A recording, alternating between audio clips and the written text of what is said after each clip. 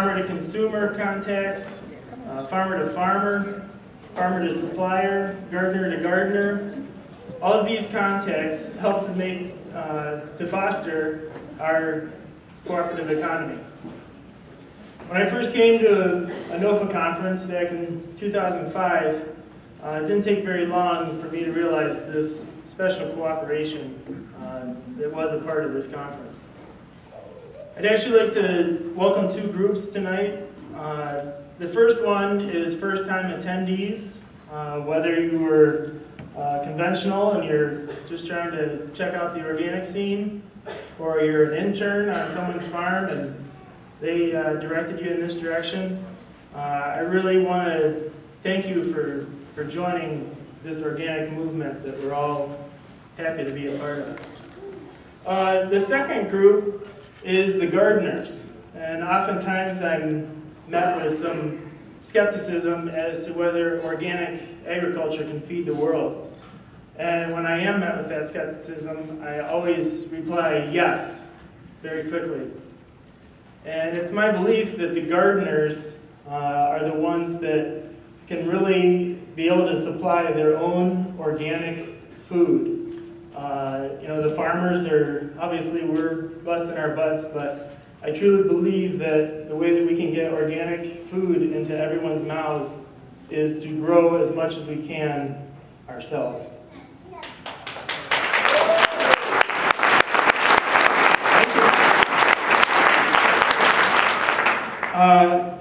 I guess that being said, I'd like to welcome everyone here, and I'm very glad to be sharing this space with you for the next few days. Now I'd like to call Scott Chaskey up for a very special presentation.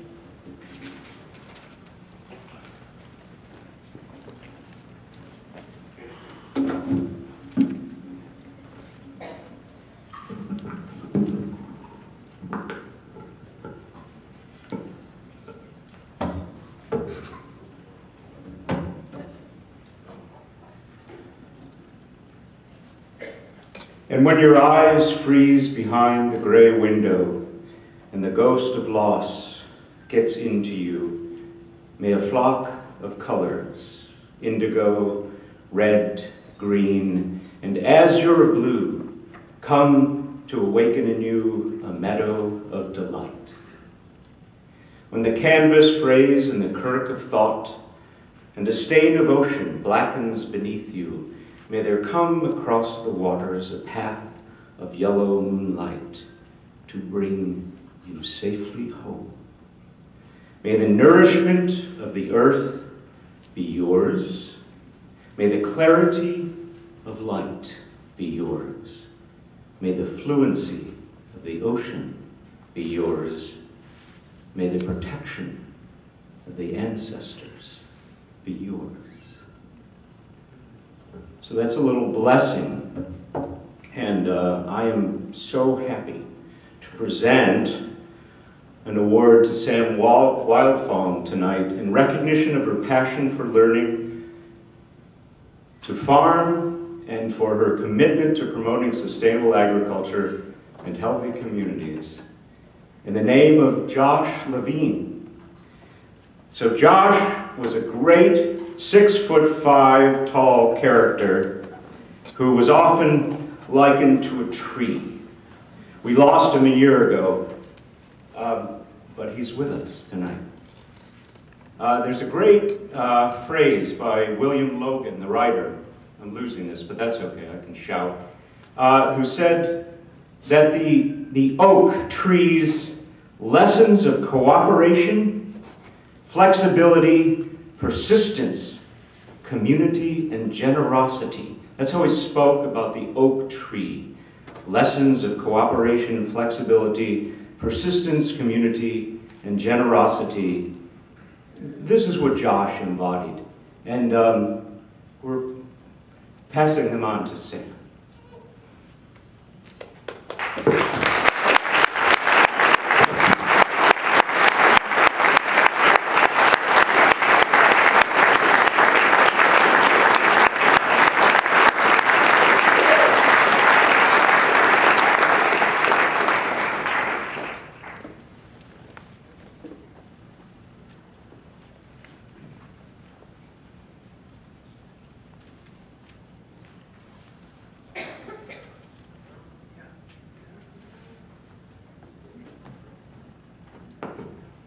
Well, hi there. I'm Bennett Knesny, and I farm down on Shelter Island, New York. I've got an amazing team, and we farm at a place called Sylvester Manor. And one of the things we do is sing in the fields. And we thought that it'd be a good way to sort of transition from that really moving moment for Josh and Sam and into our keynote with a song. And I want to introduce, I spent a lot of time in the office this year, and we had one of our farm crew emerge as a great leader of songs, and I want to introduce him. His name is Max Godfrey. Max, could you come on up?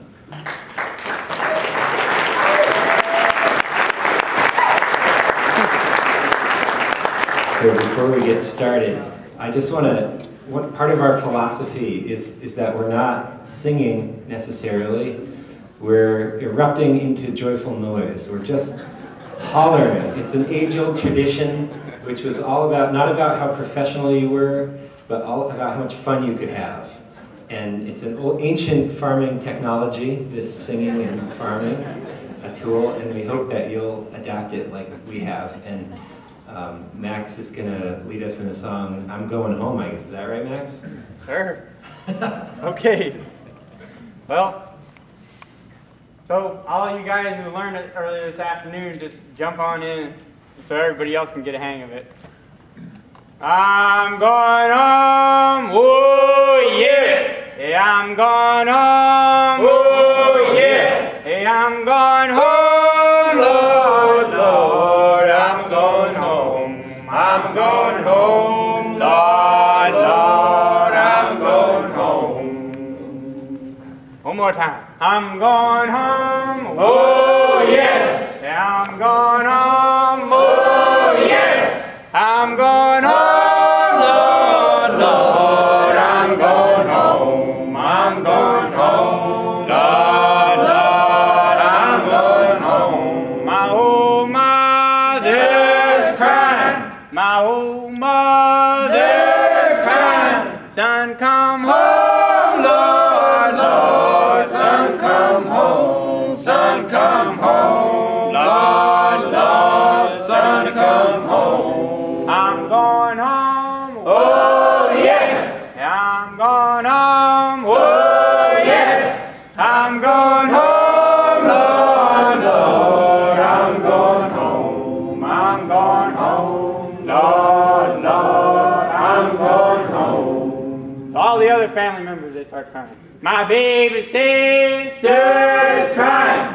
My baby sister's crying. Brother, come home, Lord, Lord. Brother, come home. Brother, come home, Lord, Lord. Brother, come home. I'm going home, oh yes. I'm going home, oh yes. I'm going home, Lord, Lord. I'm going home. I'm going home, Lord, Lord. I'm going home. My old father's crying. My old father's crying. Son, come home, Lord, Lord. Son, come home. Son, come home, Lord, Lord. Son, come home. I'm going home, oh yes. I'm going home, oh yes. Yeah, I'm going home, Lord, Lord. I'm going home. I'm going home, Lord, Lord. I'm going home. I'm on the run, better not catch me. I'm on the run, better not catch me. I'm going home. I'm on the run, better not catch me. I'm on the run, better not catch me. I'm going home, Lord, Lord. I'm going home. I'm going home, Lord, Lord. I'm going home. I'm going home, oh yes. I'm going home, oh yes. I'm going home, Lord, Lord. I'm going home. I'm going home, Lord, Lord. I'm going home. If they asked you was a running like hell. If they asked you was a running, if they asked you was a running, running like hell, Lord, Lord, running like hell, running like hell, Lord, Lord, running like hell. I'm going home, oh yes, I'm going home, oh yes, I'm going home, Lord, Lord, I'm going home, I'm going home, Lord, Lord, I'm going home. One more time. I'm going home, oh yes, I'm going home, oh yes, hey, I'm going home, Lord, Lord, I'm going home, I'm going home, Lord, Lord, I'm going home.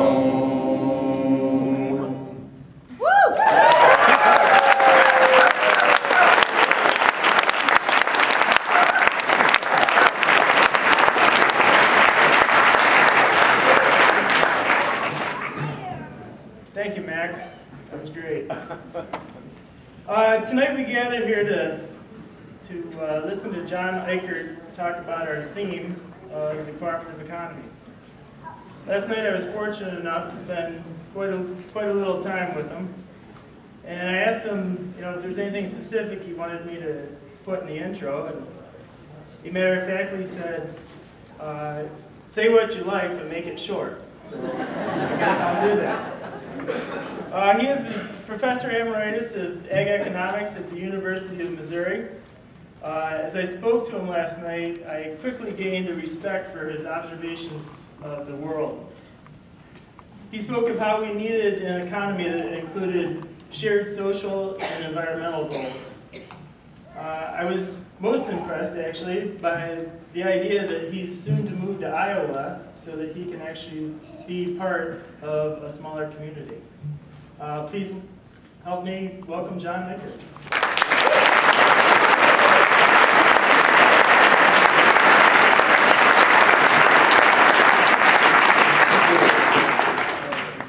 Thank you very much. I'm honored to be here tonight. I told, I forget who invited me the email, I said, I'm going to be honest with you that I'm honored to be here because NOFA of New York has a reputation of being one of those great conferences across the country.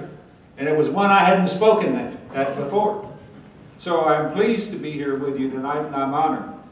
I'm really impressed with the turnout here, and I'm impressed with the group. I had the opportunity to come here last night, and they told me about the Beginning Farmers event. I guess I was supposed to be somewhere else, but I went and had dinner last night with the Beginning Farmers, with the sliders and various other things. It was a great meal. But I was impressed with the turnout of the young people, and I've been impressed today with the number of young people that are in the audience today, because we talk about sustainable agriculture. We talk about a sustainable agriculture, as Bob Dodell would have said, it has to be a regenerative agriculture, and to be sustainable, we have to regenerate the farmers, which means that we have to bring on new generation after new generation of farmers if we're going to create a sustainable agriculture in this country. And this generation of young farmers that are here tonight is perhaps the most important generation of the last couple of centuries, because you folks are going to have to totally recreate the American food system, and with like-minded people around the world, regenerate the whole global food system, because our current food system, quite simply, is not sustainable.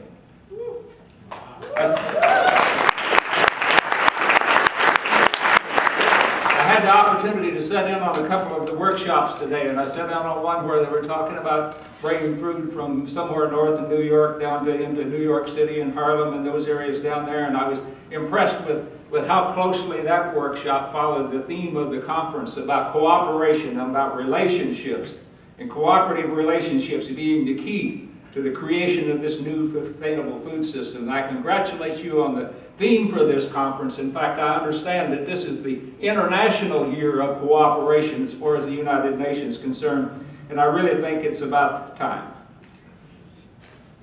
The theme I chose, or the title I chose for a paper, which I assume will be on the website, was Sustainability and Beyond Through Cooperation. That's my take on the title. And I think it's appropriate that we have it at an organic conference that we're talking about sustainability, because the The tremendous growth in organic foods has been the success story of the sustainability movement of the last 20 to 30 years. And this is your 30th anniversary, so this organization has been here through most of that. And I think it's appropriate because of the tremendous, impressive record that's been set in terms of organic foods. According to the Organic Trade Association, we've gone from $1 billion of sales in 1990 of organic foods to more than $27 billion in 2010. We're probably approaching $30 billion sometimes this year in terms of organic sales. That's quite a progressive, impressive record.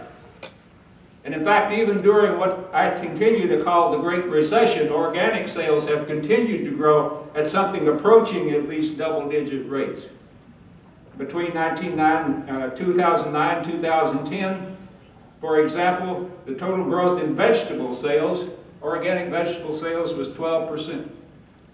And even though, as we've heard earlier, organic production, organic foods makes up about 4 to 5% of the total, I was impressed when I looked at the statistics that in terms of fruit and vegetable production, organic is more than 10% now. That's an impressive record within this period of time, the transition within the food system.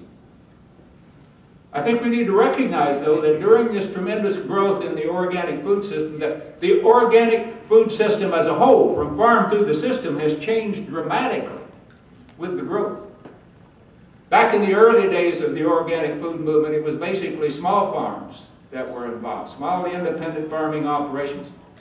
Most of the food was marketed through farmers markets or other roadside stands, other direct sales. The food stores back then, in general, the natural food stores were cooperative, independent, sort of cooperative arrangement, food co-ops, consumer co-ops. I had the opportunity to speak at the 30th conference of the Providers Alliance out in the Northwest, which was one of the early, I guess one of the earliest organizations of the natural food stores. And they talked about their first annual meetings were in campgrounds where they get together and cook for each other. That's where it all started. But if you look at the statistics, again, the Organic Trade Association come out with the statistics 2010, shows that today the mainstream supermarkets, such as Walmart and Kroger, accounts for 54%, over 50% of the total organic sales going through the traditional large-scale mass supermarketing system. 40%, 39%, but basically 40%, is going through natural food chains, such as Whole Foods and Trader Joe's, where they collected up these independent cooperatives and put them together and put together a system that doesn't look too differently from the mainstream food system. This only leaves about 7% then for the farmers markets and the CSAs and the direct sales and the internet sales and things of this nature. A very significant transition in the makeup of the food system as a whole. In commenting on this in a recent New York Times article, they were talking about this idea is as the food system has grown, it's moved away from the early ideal that people had of organic food. As organic food, not just food that's free of pesticides and agricultural chemicals, but food that comes from local small farms that's produced in environmentally sound ways. And in this particular article, they were talking about how the big organic retailers were importing fruits and vegetables from Mexico and South America, particularly during the off-seasons, and much of what we would find had been imported in from other countries. And they quoted my friend Fred Kirchman, who many of you know has been involved in the organic movement since basically in the beginning, in the organic rulemaking and things of this nature. And Fred said, organic consumers need to recognize today that they're buying organic foods out of the global commodity market. And the consumers are rightful to be skeptical, even when they see the label organic. That even in this current situation, that just because food is labeled organic, much of that is produced in large-scale farms that are still meet organic certification, but in no real sense are protecting the long-run integrity or productivity of the natural environment of the land, even though they're meeting organic standards. And the large operations he's talking about have become dominant in the system, and where the statistics, I can get the available statistics at the University of California. They collect statistics on California production, which is still the major organic producer. and the last one was for the year 2009 that I could find. There's 185 farms or production operations in California with over $1 million in annual sales. And while these operations make up only 8% of the total farms, the total production units in California, they're producing about 72% of the total food, of the total organic food produced there. That structure is not all that different from what we call the industrial conventional agricultural system in terms of the skew between large-scale producers accounting for small numbers, large percentage of total sales. These are not the farms that consumers think about, most consumers think about when they think about organic, yet all of those farms that are counted meet organic certification standards. We need to recognize that the USDA standards will not ensure the ecological or social integrity that's absolutely essential for long-run sustainability.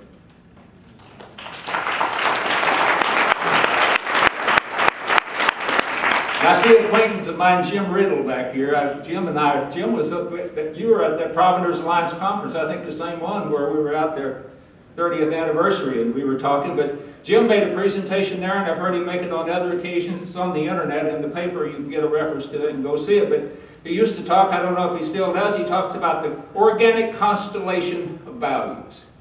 And he was talking about the values that were essential to what I would call a true organic, a philosophical organic farm. And he listed 23 different values. And he said in his presentation openly, and I sat there and counted them, he says, these are clearly involved in the standards, which was approximately a third. There was another group, he said, that they're sort of in there, but not in a way that you couldn't avoid them if you wanted to. That was about a third. And there was another third, he basically said, and I agreed, that are simply not there. So the organic standards don't include those full constellation of organic values. And the ones that are left out, basically, are the social and ethical values that are absolutely essential for the long-run sustainability of organic farming and the organic system as a whole. And what's unfortunate in the current situation is that those individual organic farmers, such as I suspect most of you, if not all of you here, that are committed to the full constellation of values are being put under increasing competitive pressures from the large-scale industrial organizations, industrial organics that are meeting the letter of the organic rules, but not the spirit of true organic farming. And those operations are able to achieve economies of scale which reduce their specialization, standardization, and consolidation into larger units, which cuts their cost of production to a point where it's putting economic pressure on everybody else within the whole organic system. Farmers have responded to that in cases by putting together cooperative alliances, whether they're formal cooperatives or alliances or strategic sort of collections or collectives or whatever we may want to call them. They come together and they said, okay, we need to gain some of those economies of scale so that we can continue to compete economically. Probably one of the best known of these is represented here, the Organic Valley Cooperative Organization, a collection of farmers that come together and have been successful in terms of being able to at least stay in the market, even though I would argue Organic Valley is under increasing competitive pressure, which I'll talk about a little bit more before. But through cooperative arrangements, through working together, you can achieve some of these economies of scale of the large industrial producers without sacrificing control of your operation and at least not being forced to sacrifice the ecological and social integrity of the production and distribution process. But I want to point out that just because your organic food is produced by a farmer's cooperative does not ensure that it's produced sustainably.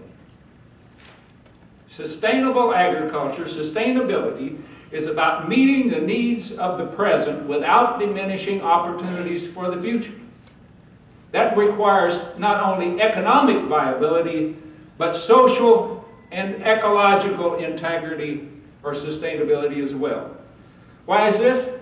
Because all economic value either comes from nature, from the land, or it comes from society. Every anything of any use to us, that's anything of every economic value, originates in the earth. That's the only place there is to get it, or the sun. And what society does, it allows us to move beyond being individual self-sufficient beings, and through society then we're able to take things from the earth and make them more useful than if we were simply all out here in self-sufficiency doing it on our own. So if we destroy the productivity of the earth and we degrade and destroy the productivity of society, there is no place else to get anything of economic value. There is no other source of life for humanity. And any system that doesn't protect the social and ecological integrity loses its economic viability, and it's simply not sustainable. If we're going to have a sustainable food, organic food system, and sustainable farming, organic farming, then we have to respect the full constellation of organic value. And I would contend that cooperative organizations, collectives that are motivated primarily by economic interest, quite simply, are not sustainable. They eventually will degrade the ecological and social resources that are necessary for their long-run viability. Now, I fully realize the situation that organic farmers are in today, the economic pressure that's being put on. I spent 30 years as an agricultural economist at 4 different state universities around the country, so if I'm nothing else, I still argue I'm a better economist than I've ever been in my life. So I understand economic reality, and so I'm going to give you a little economic reality here. You need to understand, if you're in the market today, what we're talking about is an economic system that historically has been coordinated by competitive markets.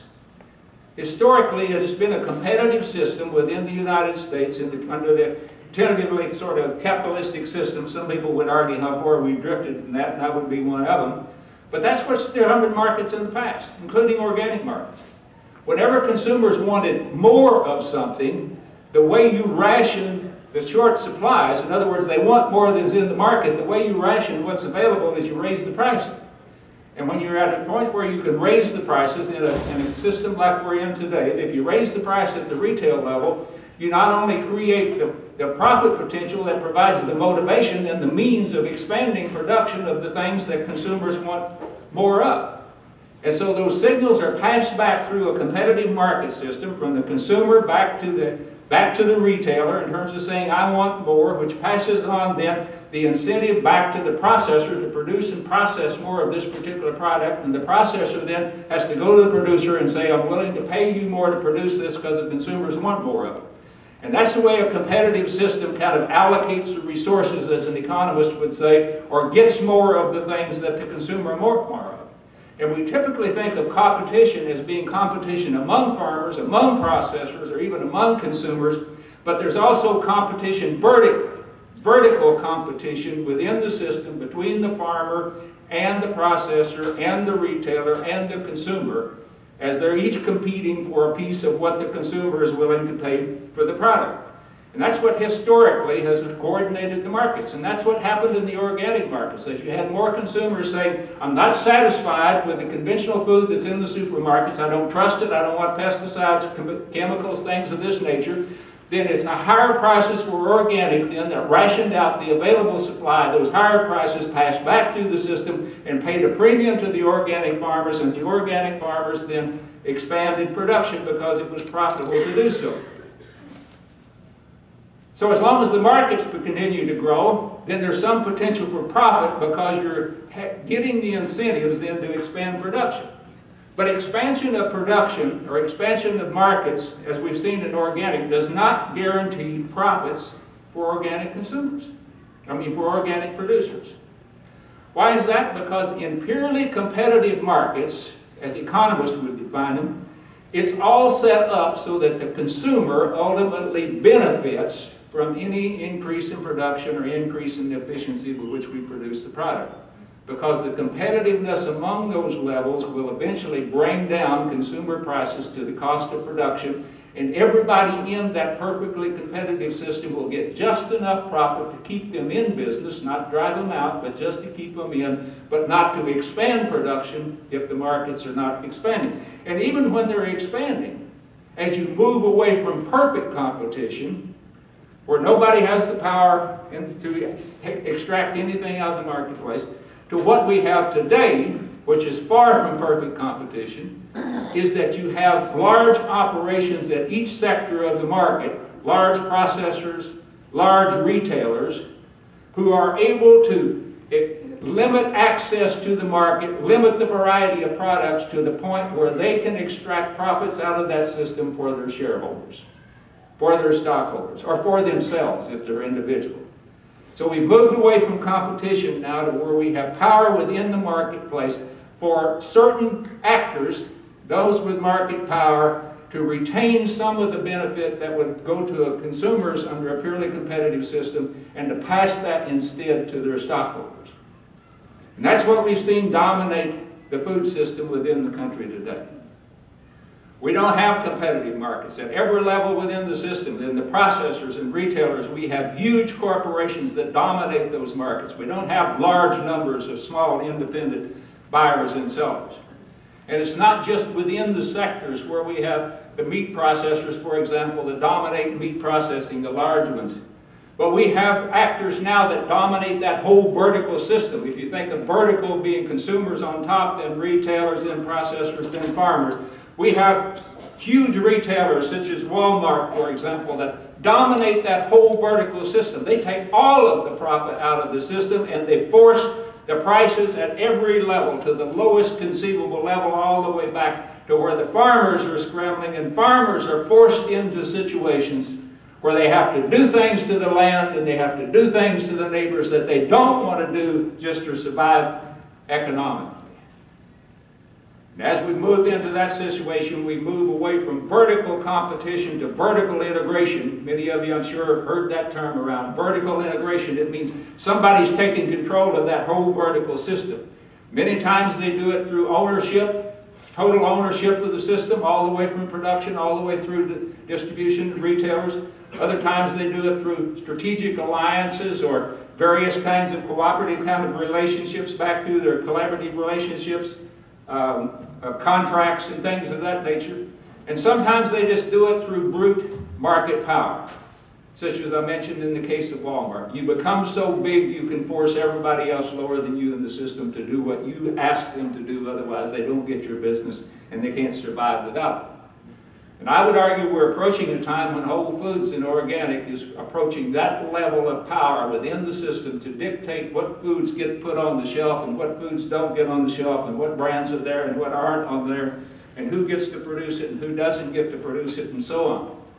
Whereas under a market system, even if it's less than perfectly competitive, at least it's sort of impersonal market forces, and once you get to the point where you have a dominant corporation within it, it's no longer a competitive system. It's no longer capitalism. Basically what it is central planning by corporation, and somebody in a corporate boardroom somewhere is deciding what's going to be produced and what the consumer is going to get and how it's going to be produced and how it's going to be distributed.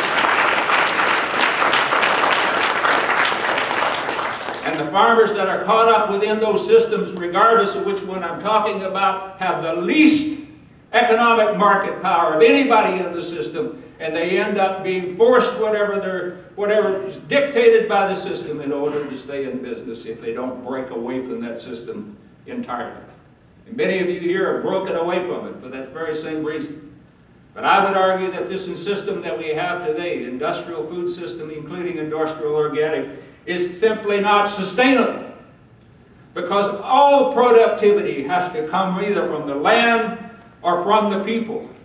And these large systems, industrial systems, are driven by the incentives, economic incentives of efficiency and profitability and returns to the shareholders. And there's no economic incentive to make the investments in nature and the investments in society that are absolutely necessary for long-run sustainability. You know, you and I as people, we don't make purely economic decisions. We consider our social values. What are people going to think about us? What are our friends going to think about us? How are we going to feel walking down the street in our community? We have ethical values. We say these things, it's wrong to do this, even though it's profitable. We don't make purely economic decisions. But these large multinational corporations that are owned by shareholders scattered all around the world, they're not real people. I don't care what the Supreme Court said. They aren't real people.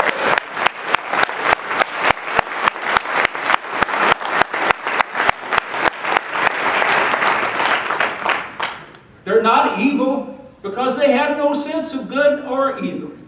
They simply have no capacity for social and ethical values. They say, well, they represent their stockholders, and their stockholders are real people, but their stockholders are scattered around the world with all different religions and nationalities. There is no common culture. There are no common social values. There are no common ethical values. The only common value of the stakeholders is the desire to enhance the value of their investment, of their stock.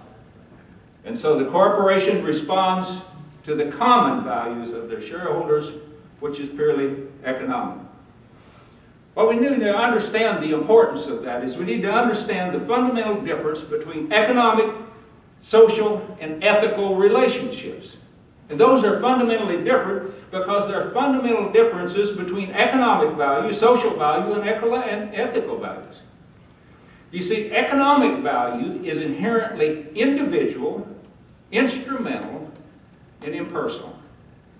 It's individual in that economic value accrues to the specific individual, not to a relationship, not to community.